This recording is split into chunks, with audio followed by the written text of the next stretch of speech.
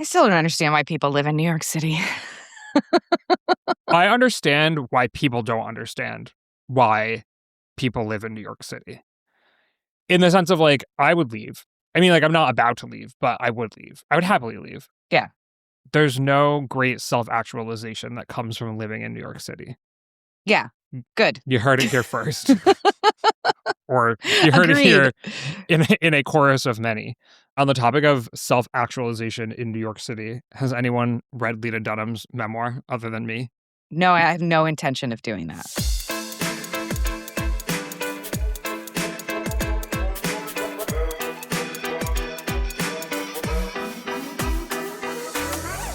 Hello and welcome to the GD Politics Podcast. I'm Galen Druk. By a slim margin, Virginia voters approved a gerrymander of their congressional map on Tuesday. The new map could result in electing 10 Democrats and just 1 Republican this fall, replacing the current delegation of 6 Democrats and 5 Republicans. We discussed this on Monday in case you want to dig deeper into the issue of gerrymandering this cycle. It's a dramatic development in the mid-decade redistricting saga that began with Texas's Republican gerrymander last summer. As things stand now, Democrats could be the net beneficiaries of what was originally an effort led by President Trump. We're going to dig into those results today, and we otherwise have a mailbag episode for you. We've been getting lots of great questions in the paid subscriber chat on Substack at gdpolitics.com, so a reminder to paid subscribers to take advantage of that. I'll start a new thread there, and you can drop in questions whenever you like. We got questions about the California governor's race, including one about how candidate attractiveness shapes elections. One listener wants to know about that poll suggesting the Democratic Party is less popular with Americans than ICE and the GOP. Also, a question about whether MAGA identification has declined amongst Americans. And we got plenty of questions about the midterms, in particular, the Senate. We might even dig into the Nebraska Senate race that one listener argues has not been getting enough attention. Here with me to do it all is head of research at FiftyPlusOne, Mary Radcliffe. Welcome to the podcast, Mary. Hey, Galen. Great to be here. Great to have you. Also here with us is senior data scientist at the Washington Post, Lenny Bronner. Welcome to the podcast, Lenny. Thank you so much for having us. Likewise, it is my pleasure. So we talked quite a bit about gerrymandering on the Monday podcast, but we now have the actual results in Virginia.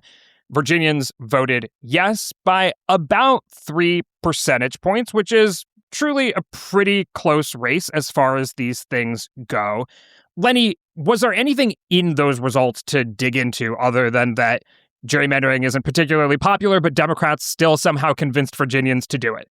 Yeah, so on the surface level, the map in Virginia kind of looks like every map in Virginia since around the 2004 election. I mean, we often sort of talk about the fact that American elections are stuck in like 2016 or 2020 or whatever, but in reality, American elections are stuck in 2004.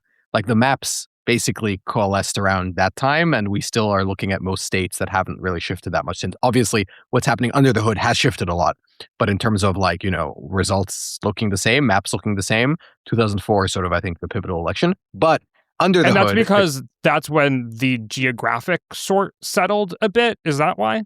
It seems so, yeah. Or at least it moved it strongly enough in the direction such that the sorting that's been happening since just hasn't really affected anything on like a high level. But my point was actually going to be like under the hood, the results actually are a little different, which is that, obviously we would have expected some shift towards no compared to the 2024 election. And that is what we saw. And in fact, most counties did swing towards no. And in fact, if you would have taken only those counties and their swing towards no from the Republican side to now, like no probably would have won, but a few counties in the sort of north of the state, close to DC, the DC suburbs, swung so hard to the yes from Democrats, which are obviously the counties that, have a lot of Democrats in them already and were particularly affected by a lot of the DOJ cuts that happened earlier in the Trump second term. Those counties shifted so much from Democrats towards yes that it basically made sure that, yes ended up winning. Wait, and you said that we would have expected a shift towards no from a baseline of 2024. Are you saying that because just gerrymandering is unpopular, or why would we expect a shift towards no that we did end up seeing in the rest of the state? Yeah, I mean, I think sort of without any additional information, we just know that gerrymandering is unpopular. And then we, based on the polls, we saw the expected difference. Mary, what did you notice in the results in Virginia? Well, I just want to shout that the polls did a pretty good job on this, which is I mean, it's hard to do a good job on an election like this as a pollster because it's really difficult to determine who is actually going to vote in these sorts of like special referenda. The electorate can look really different than a typical election year. So like shout out polls, not just because an organization I work for, State Navigate, which focuses on state government and state legislatures, put out a survey in the race that had yes winning by 5. It's on track to win by a little over 3. So, but ours wasn't the only poll. All right. We see you, State Navigate. Ours wasn't the only poll that nailed it. The George Mason University poll with Washington Post also did quite well. So, I would caution listeners not to take like too much away from these results in terms of what will happen in November. Right. These kinds of referenda are usually their very own contained thing. You know, think back to when Kansas voted by 30 points to enshrine abortion rights into the state constitution. That did not portend anything about the Kansas election to come in 2022 or 2024. So like these sorts of special referenda are special referenda. I wouldn't read too deeply into it. Mind you, I will take this and use this to predict that Democrats are going to win Virginia in the next presidential election. Well, I mean, what we can take from it is that there's a portion of Virginians that's like mad as hell and will probably turn out at high rates come this fall. But yeah, I mean, it doesn't pretend anything in the sense that if you were to take a statewide tally of the votes this fall in the 2026 midterms, I would expect Democrats to do much better in the popular vote in Virginia than 3 points, right? Yeah, but I mean, I would have said that 3 days ago, yeah, independent of the results of this referendum, right? Like, I think this referendum itself is not necessarily as much signal as what we saw in 2025, for example, in Virginia. What it pretends more than anything for the midterms is 4 seats potentially added to Democrats' roster.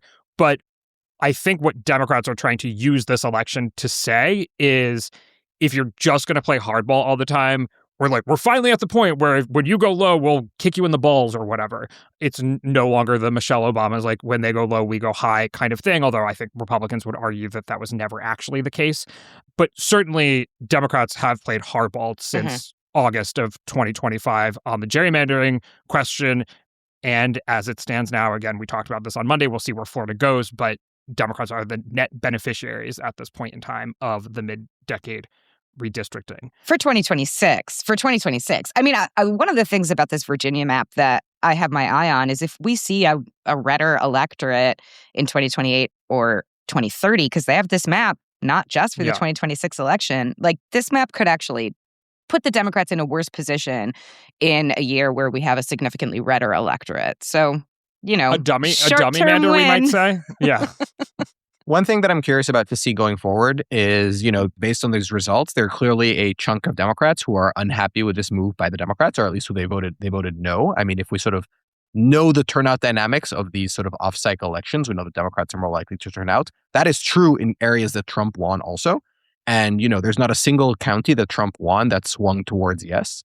And so there are obviously Democrats there, or it is very likely that there are Democrats there who voted no here. And it'll be interesting to see if that changes anything about their relationship with the Democratic Party going forward. Some would argue that it's changed their relationship a little bit with Abigail Spanberger in terms of her running as a pragmatic governor and immediately getting embroiled in a highly partisan debate on a topic, gerrymandering, that's ultimately not that popular with the broad public. Yeah, and you can see that in her approval rating. You know, I shouted earlier that we had several polls that did a really good job on this race.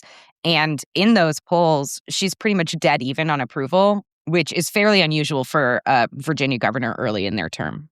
Yeah, we talked about this before, and you're like, let's slow our roll. You know, we haven't gotten that many polls looking at Abigail Spanberger's popularity yet. Of course, we got a lot of polls in the run-up to this vote, and it looks like that Washington Post poll that result was repeated in various other polls. She's not popular. Yeah, well, about even, so. About Washington Post poll, not an outlier this time.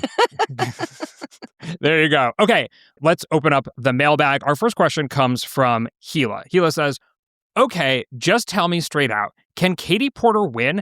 I don't care what they stand for. I only want a Democrat to win in California, so I am voting for the one who can win. Plus, Steyer is a rich, arrogant person who I don't want. Okay. Gila goes on to say, after engaging with some other folks in the paid subscriber chat.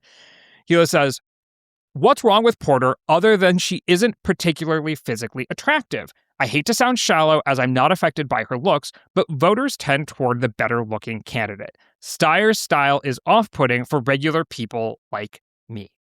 There's a lot in that, Gila, but thank you for, asking some of those blunt questions. So let's start with this one. Tell me straight out, can Katie Porter win? The primary or the general? I think Gila means the general in this instance because I think she's trying to figure out how she wants to vote strategically, but I'm not really sure. Well, I think she also means the primary because the question is is there any chance that she will become one of the two candidates that moves forward? So I think it's sort of a combined. Yeah. Listen, Gila, if Katie Porter is the Democrat who makes it through this primary, she will win the governorship of California because I anticipate the other candidate will be Steve Hilton, Republican endorsed by Donald Trump. And I find it very unlikely that California will elect a Republican governor in the current political environment. With respect to the primary, I mean, her polling does not seem to look all that great. If you look at the polling in the wake of Swalwell's exit, it looks like the candidates that have gained the most are Javier Becerra, who went from polling at around 4% to double digits and leading in at least one survey, and a little bit of a bump for Tom Steyer, not so much for Katie Porter. I think, honestly, Katie Porter was damaged very early in this race. She had, in October of last year, some hit pieces about her treatment of her staff came out, some video of her yelling at a staffer. And a reporter. Yeah, exactly. Blowing up on a reporter. I think that early damage, she never really recovered from that. I don't know that it's necessarily about her physical appearance so much as, coming with some baggage. But the question is slightly different, right? The question is, if you vote for Katie Porter, does that mean that it's more likely that two Republicans end up winning the primary and therefore Democrats get locked out, right? So I would say that if you are purely a person who wants to vote strategically on this, you should probably vote for Tom Steyer because that decreases the chances that this happens. But I don't know, strategic voting is stupid. I don't know. Don't vote strategically. Does anyone want to take a position on whether attractiveness matters in elections? Oh, I mean, I think the political science is pretty clear there. Yes, it does matter. Candidates that are more attractive generally do slightly better, all else being equal. The good thing is it's so rare that all else is equal. Oh, yeah. No, that's true. It's usually attributed to the halo effect. I mean, there is some discussion about whether there's a gender difference here, whether attractive women are actually penalized because they're assigned more stereotypically feminine traits, which maybe hurt them in more male-dominated fields like politics. But the evidence for that is actually significantly weaker than the evidence for the fact that just being more attractive helps. And there's also some literature on whether looking competent, quote unquote, is just as valuable or more valuable than looking attractive. And whatever we say competent looks like is, I guess, pretty socially learned. It can mean all kinds of different things, can probably take on different meanings in different cultures. The literature that I've looked at looks across many different countries, and in all of the different countries that it looks at, there's a benefit to being either attractive or competent looking. But it also matters most, from what I can tell, in environments where the candidates are not highly differentiated and voters themselves have relatively little information about the election, the candidates themselves.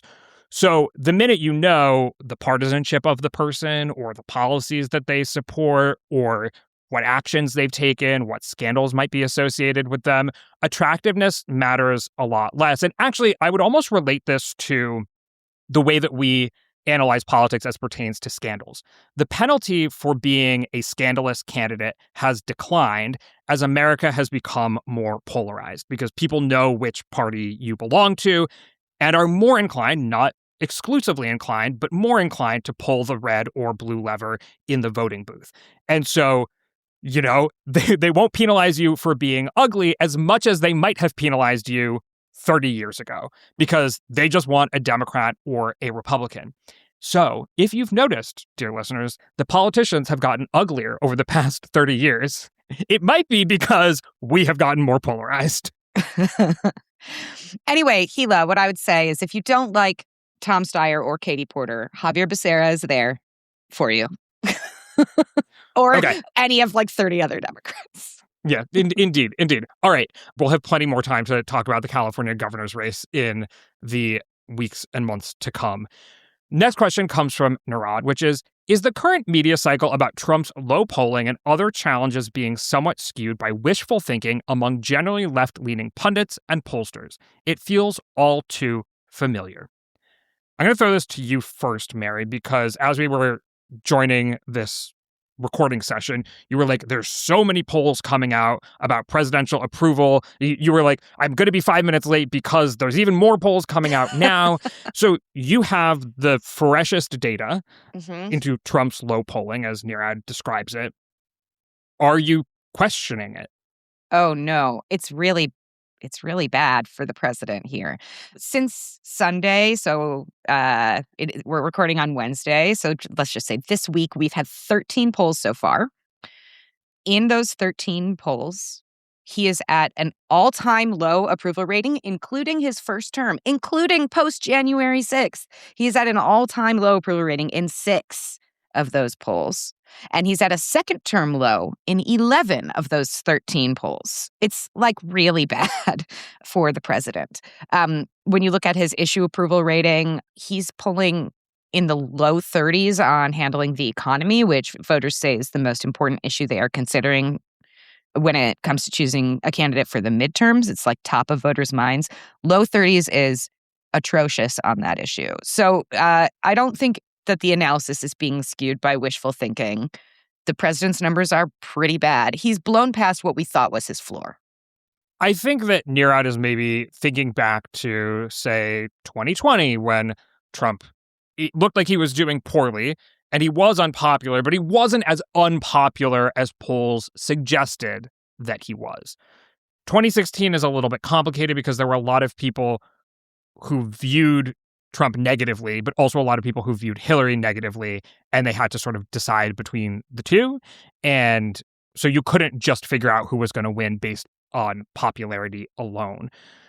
Do you think there's less of a chance this time around that his unpopularity is being exaggerated? Yes, for one really key reason. It is not a presidential election year.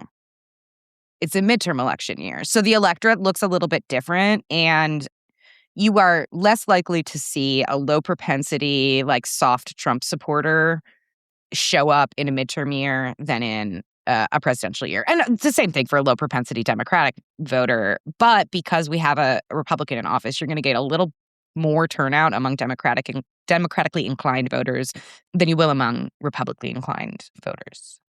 I want to take a slight issue with what the framing that you just gave, Galen, which is like that he ended up being slightly less unpopular than we thought. Like, we're asking about whether a candidate is popular, not whether someone will vote for them. And there's a lot of people who vote for candidates that they don't like and feel that are unpopular with. And so, like, we just have to take the question for what it is, whether he's popular amongst these people, and he is not, but that doesn't mean they won't vote for him.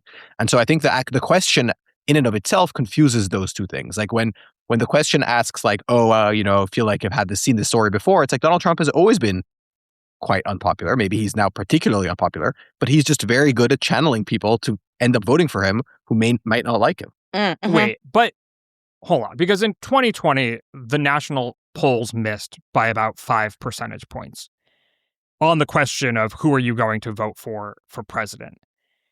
Because you have that benchmark, that's like a flag in the ground of how Americans actually feel that election result.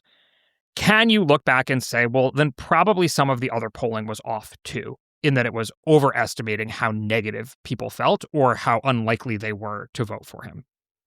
Yeah, but we don't have that same kind of polling error in midterm years in the Trump era.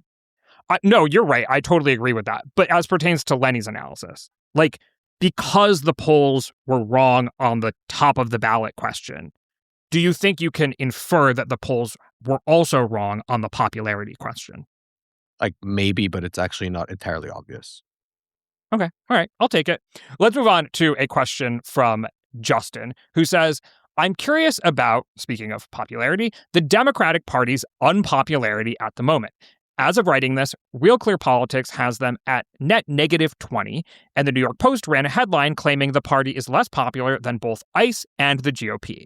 Now, I'm not that interested in where the Democrats line up with other institutions, but instead what this unpopularity tells us about what people, particularly those inclined to vote Democratic, want from the party. Is there any indication in the data of which voters seem to be driving these negative favorabilities? Is it people on the left who think the party is too centrist or conservative, or is it people in the center who think it's too liberal or left? I assume, Mary, you took a look at the crosstabs here. The million-dollar question. I am going. That's the end of today's preview. Head over to gdpolitics.com to become a paid subscriber and catch the full episode. We chatted for an hour and answered lots of your questions. We got into the weeds on who exactly disapproves of the Democratic Party and what they want from it instead. We talked about whether the number of people who identify as MAGA has shrunk, whether we're on track for a record number of congressional retirements, and we dove into the race for the Senate. Like I said, head over to gdpolitics.com to become a paid subscriber and catch the whole thing. It's $8 a month or $80 a year. Paid subscribers get about twice the number of episodes, can join in the paid subscriber chat, and most importantly, ensure that we can continue making an independent podcast that prioritizes curiosity, rigor, and a sense of humor. When you become a subscriber, you can connect your account to wherever you listen to podcasts, so you'll never miss an episode. Free episodes, paid episodes, all in the same place. There's a link in the show notes explaining how. Again, head over to gdpolitics.com. See you there.